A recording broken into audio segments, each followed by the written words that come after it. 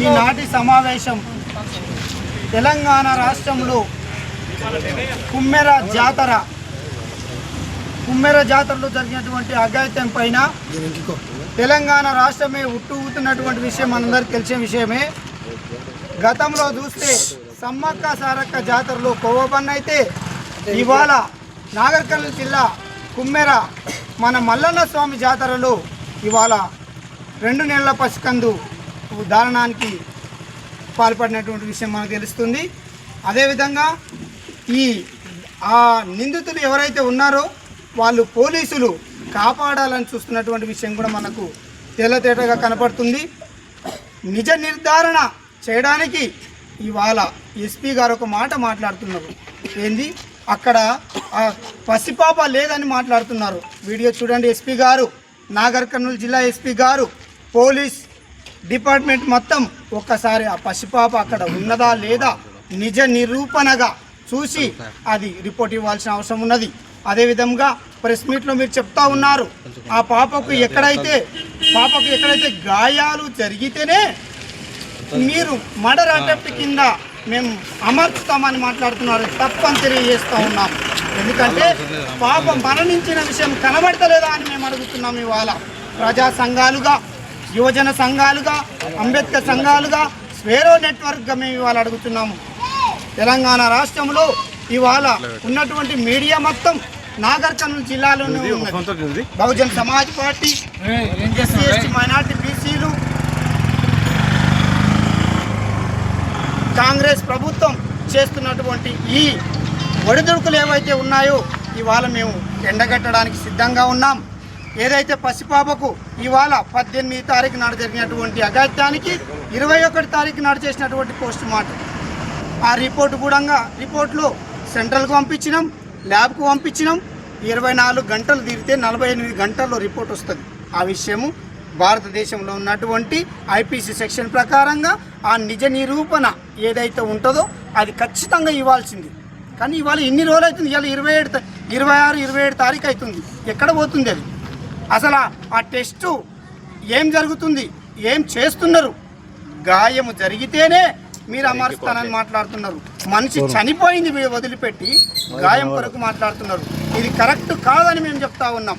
అదేవిధంగా ఇవాళ SC ST minority బీసీలు అందరం ఐక్యతతో ఇవాళ కుల వివక్షతో జరుగుతున్నటువంటి ఈ కుల అహంకార ధోరణిని మేము ఎండగట్టడానికి సిద్ధంగా ఉన్నామని తెలియజేస్తూ, ఏదైతే కుమ్మెర గ్రామంలో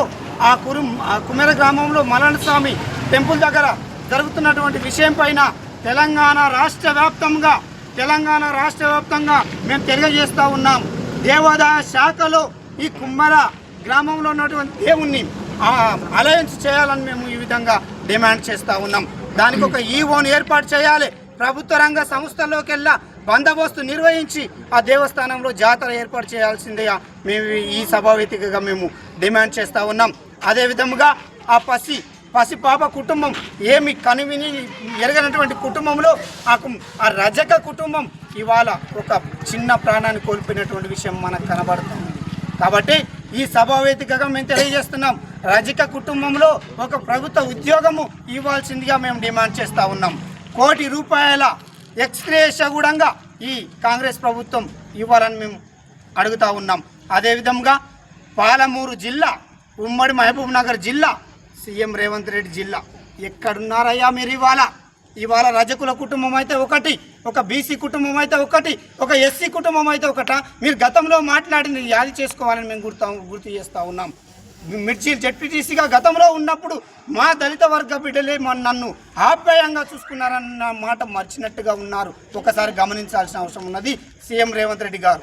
ఇదే సభాముఖంగా తెలియజేస్తూ ఉన్నాం, రజకుల కుటుంబానికి 24 గంటల్లో ఎవరైతే నిందితులు ఉన్నారో ఈ బాధించబడిన వారి పక్షాన మీరు నిలబడతారా, లేకుంటే రాష్ట్రం ఉట్టు ఏ విధంగా చేయాలంటే అని చెప్పి సభాముఖంగా తెలియజేస్తూ ఉన్నాం. రాష్ట్ర వ్యాప్తంగా చేస్తున్నటువంటి ఈ కార్యక్రమం పైన ఇవాళ దిక్సూచి లేదా, రేపు భవిష్యత్తు ఏంటి, నేటి బాలలు రేపటి పౌరులు అన్నటువంటి విషయాలు మర్చిపోతున్నారు. ఇవాళ 3,70,00,000 మంది ఈ తెలంగాణ రాష్ట్రంలో ఉంటే సంవత్సరానికి 6 నెలలకు నెలకు ఇవాళ క్రైమ్ రేట్ ఎంత పెరిగిపోతుందో చూడండి. మీ ప్రభుత్వం వచ్చినాక విద్యా వ్యవస్థలో చూడండి, కుల వ్యవస్థలో చూడండి, రాజకీయ వ్యవస్థలో చూడండి, కక్షలు కట్టి చిన్నపాటి కేసులతో నుంచి పెద్దపాటి కేసుల వరకు పెడుతూ ఉన్నారు. తగదని మేము తెలియజేస్తూ ఉన్నాం. తక్షణమే ఈ చిన్న పాప కుటుంబానికి ₹1 ఎక్స్గ్రేషా ప్రకటించాలి. అదేవిధంగా ఆ కుటుంబంలో ఒక ప్రభుత్వ ఉద్యోగం కూడా కల్పించాలని మేము తెలియజేస్తూ ఉన్నాం. ఇంకా 24 నాగరికల్ డిఎస్పీ గారు చెప్పినట్టుగా 24 గంటల్లో ఆ నిందితుల పైన ఈ చర్యలు తీసుకుంటామని చెప్పి మీరు చెప్పారు. ఈ డిఎస్పీ గారు ఎక్కడ ఉన్నారని మేము అడుగుతున్నాం. మధ్యలో ఎస్పీ గారు ఇన్వాల్వ్మెంట్ అయ్యారు. దయచేసి ఇంకా 24 గంటల్లో రాష్ట్రం ఇంకా అల్లకొల్లోలం కాకమునిపే ఆ నిందితులను ఎవరైతే 8 మంది అక్యూజ్ ఉన్నారో వాళ్ళని వెంబడే రిమాండ్కు తరలించాల్సిందిగా కోరుతూ, అదేవిధంగా ఈ అటెంప్ట్ టు మర్డర్ కేసు 103ని ఖచ్చితంగా ఇంప్లిమెంటేషన్ చేయాలని మేము సభాముఖంగా తెలియజేస్తూ, ఇక్కడ ఉన్నటువంటి నాయకుల ఆధ్వర్యంలో మేమందరం పెద్ద ఎత్తున పసిపాపకు కొవ్వొత్తుల నివాళులు అర్పిస్తూ ఈ కార్యక్రమాన్ని ముగిస్తూ ఉన్నాము. జై భీమ్. ఎస్సీ ఎస్టీ మైనార్టీ బీసీల ఐక్యత, ఎస్సీ ఎస్టీ మైనార్టీ బీసీల ఐక్యత, ఎస్సీ ఎస్టీ మైనార్టీ బీసీల ఐక్యత. పోలీసుల జులుం, పోలీసుల జులుం, పోలీసుల జులుం. నిందితులను వెంబడే, నిందితులను వెంబడే. Thank you.